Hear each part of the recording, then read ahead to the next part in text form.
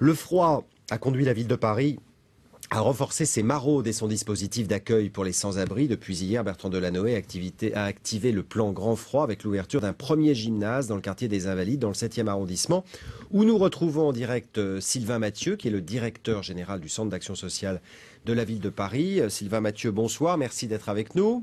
Bonsoir. Alors ce plan Grand Froid intervient 8 jours plus tôt que l'an dernier. Est-ce que vous étiez prêt ? Alors vous savez, un plan hiver, le plan hiver de la ville de Paris et de l'État, ça se prépare en été d'une certaine manière. Et puis c'est vrai que l'hiver il arrive tôt, tout le monde s'en est aperçu.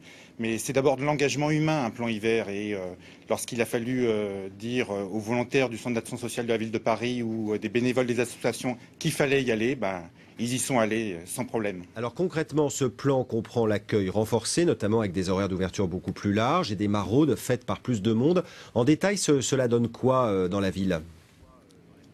Alors c'est d'abord des places qui sont ouvertes. Il y a tout un nombre de gymnases qui sont prêts à répondre aux besoins, parce que l'idée c'est de s'adapter aux besoins, c'est essentiellement ça. On ne sait pas comment va être l'hiver et donc il faut pouvoir ouvrir lorsqu'il y en a véritablement la demande. Donc des gymnases qui sont ouverts, des salles de mairie qui peuvent être aussi ouvertes à la demande. Il y a aussi un travail social qui se fait sur place pour tout simplement, par exemple, rétablir les gens dans leurs droits, des médecins qui sont là. Et puis, plus globalement, il faut aller au-devant des gens qui sont dans la rue. C'est pour ça que les maraudes, elles sont renforcées, et aussi des accueils de jour qui sont là pour les accueillir. Alors justement, sur l'examen de la situation sociale que vous venez d'évoquer à l'instant, que vous apportez à chaque personne, quelle réponse leur donnez-vous là aussi concrètement ?